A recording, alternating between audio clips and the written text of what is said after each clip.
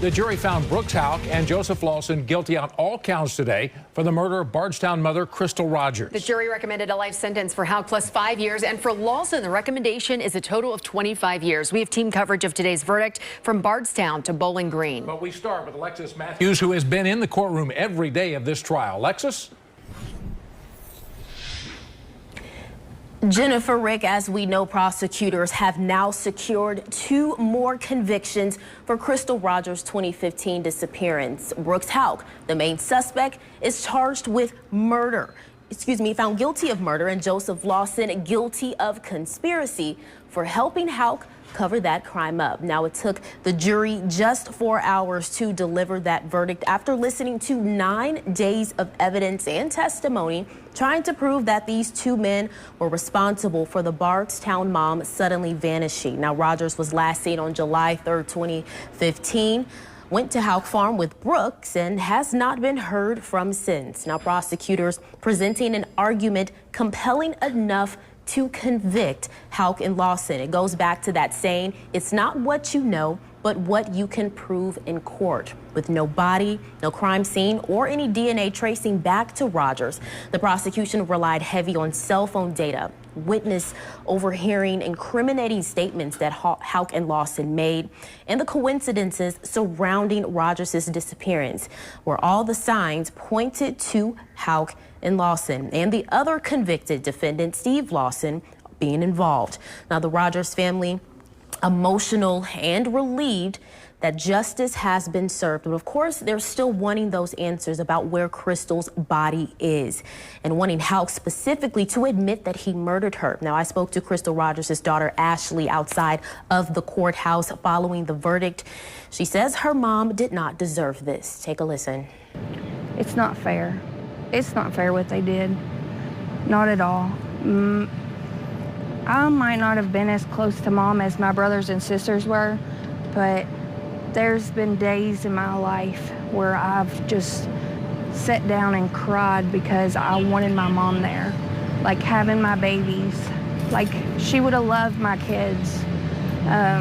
She was a great mom, and she did not deserve what was done to her at all.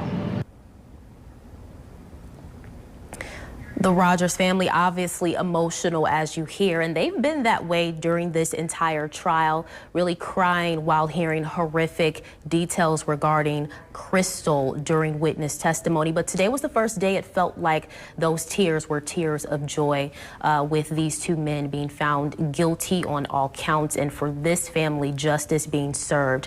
Now, on the Houck side, I did not see from my vantage point in the courtroom when the verdict was read, no emotion was showcased during that time, even as Brooks was found guilty and put in handcuffs and taken away. I didn't see any emotion from Rosemary, his mother, or specifically his sister, Rhonda, during that time. And during the trial itself, they stayed very stoic, maybe whispering amongst themselves when things were said. But for the most part, no emotion shown from the Houck side. We did not hear from the Houck family, as we did not really expect to. We didn't hear from any of the defendant's attorneys. We haven't even heard from lead prosecutor Shane Young on this. But again, Joseph Lawson and Brooks Houck found guilty today in the 2015 disappearance and murder of Crystal Rogers. I'm in Bowling Green for you tonight. Alexis Matthews, WLKY News. Thanks, Alexa. Quite a day. The jury just deliberated for 2 hours. Now let's go to Madison Elliott, who was inside the courtroom when the jury gave their sentencing recommendations. Madison, what was it like inside the courtroom? He was standing stoically, his hands. The emotion continued into the sentencing recommendation, and that recommendation for their sentences came down in just a matter of minutes, not even 10 minutes. They gave that recommendation, and emotional because one of Crystal's daughters took the stand to testify what it's been like without her mother in her life, and she says she has grown up without her mom being there for major milestones, and she will continue to miss out on big events in her life, like getting engaged, getting married, getting her first job. All of these things her mother will not be there for. Now let's break break down these sentencing recommendations for you. For Brooks Houck, the jury recommended a lifetime sentence for the murder charge and an additional 5 years for tampering with physical evidence. They recommended those sentences be served consecutively, and that means one after the other. For Joseph Lawson, the jury recommended 20 years for the conspiracy to murder charge and 5 years for tampering with evidence. Those are also to be served consecutively. The defense argued Houck doesn't have a prior criminal history and asked for a 20-year sentence. And they argued Lawson didn't have a good role model for a dad, and he is wheelchair bound. They asked for a 10-year total sentence for him. Ultimately, the jury recommended much more. Crystal Rogers' mother, Sherry, and family were tearful during the whole proceeding, hugging and happy to hear Brooks may spend his life in prison. Neither Houck nor Lawson reacted to the recommendations, and Houck's mother left the courtroom once the sentencing was read aloud. Alexis caught up with the lead detective on the case, John Snow, who spoke briefly after the sentencing and says it's been a long time coming, but it's not over yet. What was your reaction hearing that verdict, knowing you've been on this case? Well, I think probably everybody videoed my reaction. It's a very emotional case. It's been a long time coming, and we're glad to see justice. So, did it feel like a weight was lifted today, Detective? No, I feel like we got a little more go. A little more to go. So. What does that mean? You'll see. Y'all have a great day.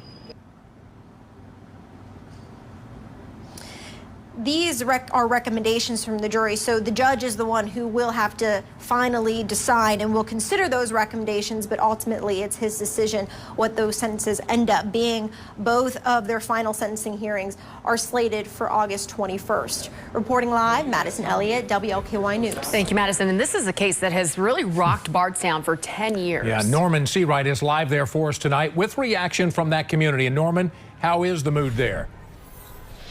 Rick, you can hear what's going on here in downtown Bardstown. We're right off of Court Square on North 3rd Street. You can hear the cars honking as they go by, people chanting. They believe that at least some measure of justice has been done for the Ballard family. And they also are looking for a couple of other questions to be answered. But at the moment, it is relief, it is excitement, and it is a lot of support for the family. You can even see tied off here on some of these branches here, pink ribbons in support of the family. And here's how people we talk to around town feel about this verdict.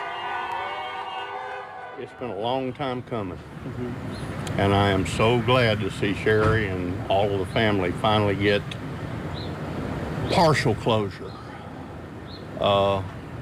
We need a body so they can have a grave.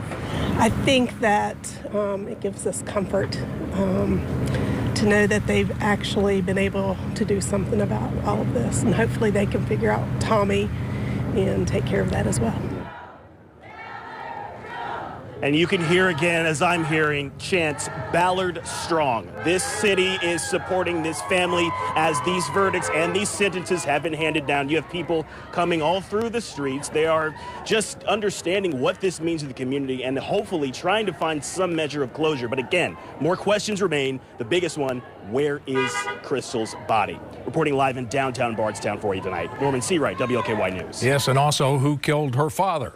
Well, Kentucky's Attorney General released this statement on social media. It reads, "Today, justice was delivered in a Bowling Green courtroom. Our Commonwealth never forgot Crystal Rogers, her children, and loved ones. Prosecutor Shane Young and law enforcement's dedication to justice, coupled with the tenacity of the Rogers family, is the reason for this victory."